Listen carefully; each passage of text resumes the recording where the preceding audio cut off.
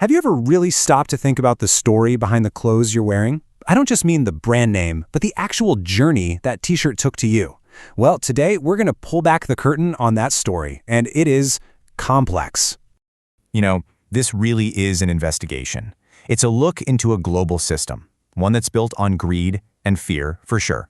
But it's also a story that shows just how connected we all are to the countless hands that make the things we wear every single day. So, how in the world did we get here?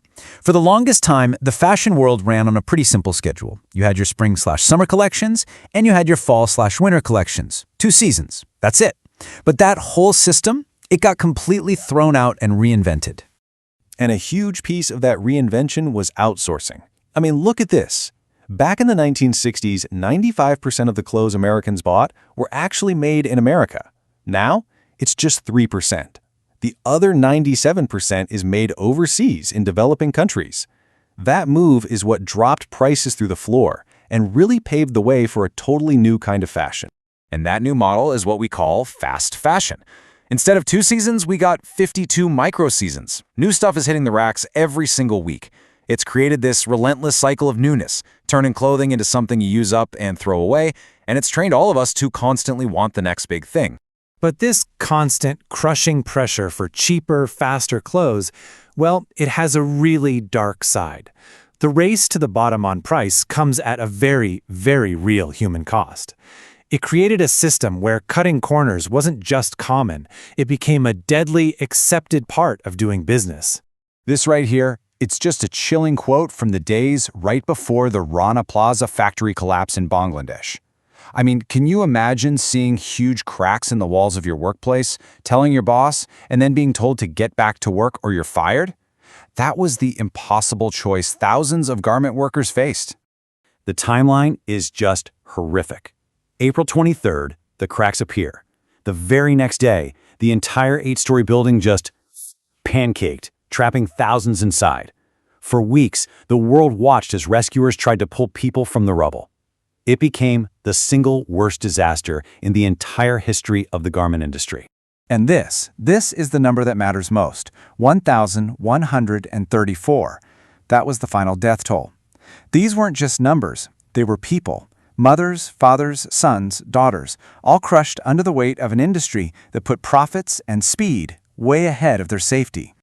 Now, here is the part that is just so hard to get your head around. It's this unbelievable paradox.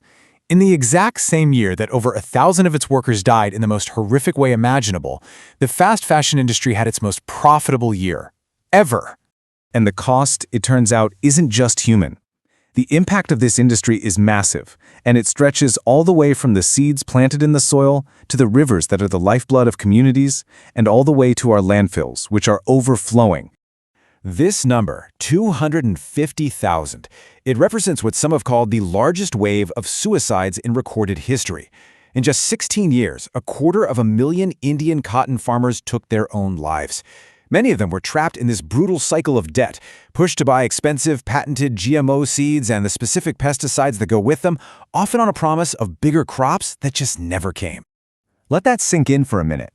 The stuff we wear, it's the product of the second most polluting industry on the entire planet. The only thing worse is big oil. From the insane amount of water it takes to grow the fibers to the toxic chemicals used to dye them, the environmental toll is just staggering. And if you want to see what that looks like on the ground, look no further than a place like Kanpur, India. The global demand for cheap leather means local tanneries are dumping millions of liters of toxic wastewater loaded with things like chromium-6 right into the water supply. And what's the result? It's a full-blown public health crisis with rising rates of cancer and birth defects, all because the water people need to drink and farm with is poison. So what happens when we're done with a garment after its, very short life? Well, we throw it away. On average, every single American throws away about 82 pounds of clothing and textiles every year.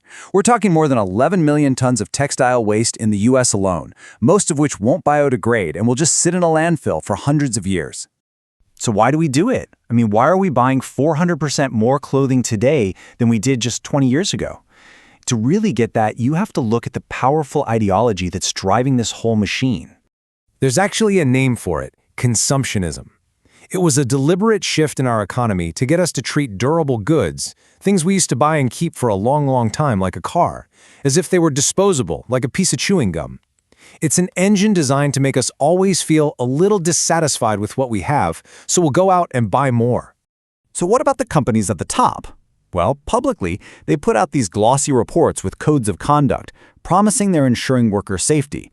But behind closed doors, these same brands are lobbying politicians, fighting against any legally binding safety laws, arguing that protecting workers is, and I'm quoting here, an impediment to free trade. Okay, so when you see all of this, it is really easy to feel, well, pretty powerless. But the good news is, people are starting to ask hard questions and build real alternatives that are based on a completely different set of values. This table really breaks down the difference. The fast fashion model is built on one thing: profit above all else. Its goals are speed and volume. But you see these other models emerging, like fair trade or organic farming. They start from a different place entirely, one that prioritizes human dignity and the health of our planet. They prove another way is actually possible. So, what can any of us actually do? Well, it really starts with a few simple but pretty powerful steps. First, just questioning our own habits.